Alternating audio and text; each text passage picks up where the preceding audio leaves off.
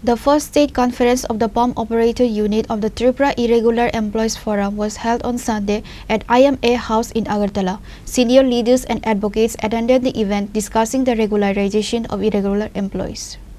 The Tripura Irregular Employees Forum organized its inaugural state-level conference for the pump operator unit at IMA House in the capital city. The event was attended by Chairman Purushottam Roy Burman, senior advocate and other forum leaders. Speaking at the conference, Purushottam Roy Burman emphasized the forum's long-standing demand for regularization of irregular employees across the state. He mentioned that a memorandum was submitted to the Chief Secretary on July 4 following a procession in Agartala highlighting the demands of irregular employees. আমরা অনিয়মিত কর্মচারীদের নিয়মিতকরণের দাবিতে লড়াই সংগ্রাম করছি এবং আমরা গত 4 জুলাই আগরতলা শহরে মিছিল করে মহাকরণে মুখ্যমন্ত্রীর কাছে ডেপুটেশন দাবি পেশ করেছিলাম। আমরা আশা করছি সরকার ইতিবাচক ভূমিকা পালন করবেন। যদি ইতিবাচক ভূমিকা পালন না করেন আগামী দিনে আরও শক্তিশালী আরও তীব্র আন্দোলন আমরা গড়ে তুলব। সেই তীব্র আন্দোলন গড়ে তোলার লক্ষ্যেই আমরা বিভিন্ন দপ্তর ভিত্তিক আমাদের সংগঠনকে সংহত করার চেষ্টা করছি। আজকে সারা রাজ্যের পাম্প অপারেটর এখানে মিলিত হয়েছেন। এখান থেকে আমরা রাজ্যভিত্তিক পাম্প অপারেটরদের একটা ইউনিট করব। অনিয়মিত কর্মচারী মঞ্চের পাম্প অপারেটর ইউনিট আমাদের করতে হবে। আজকে আমাদের মূল লক্ষ্য হচ্ছে সমস্ত অনিয়মিত কর্মচারীদের এবং পাম্প অপারেটরদের ন্যায্য দাবি দেওয়া, তাদের চাকরিতে নিয়মিতকরণ সাপেক্ষে সমবেতন ইত্যাদি দাবিগুলো আদায় করা। আমরা ইতিমধ্যে এক দফা আন্দোলন করেছি।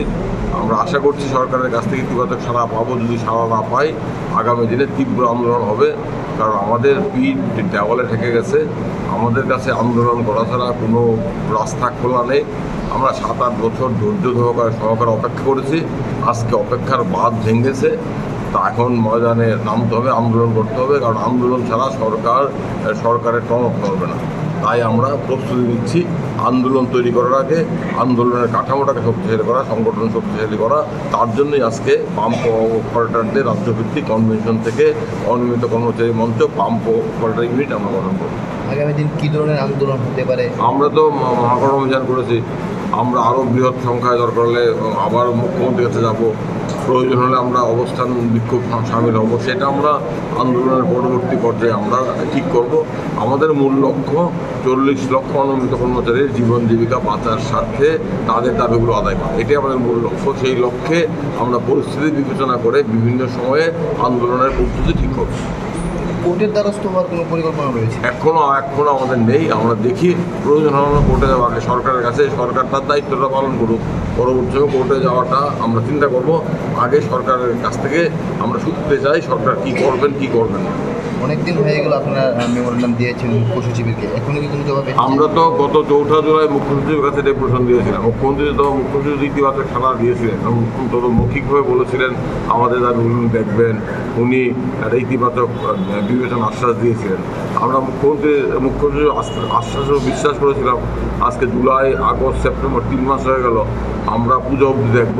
পূজার পর আমরা ইতিমধ্যে আগামী এই সপ্তাহে, মানে কাল থেকে যে সপ্তাহ শুরু হচ্ছে, এই সপ্তাহে আমরা মুখ্যমন্ত্রীর কাছে আবার চিঠি লিখে মনে করিয়ে দেবো যে আপনি কী করলেন, কত টাকা করলেন আমাদের জানান।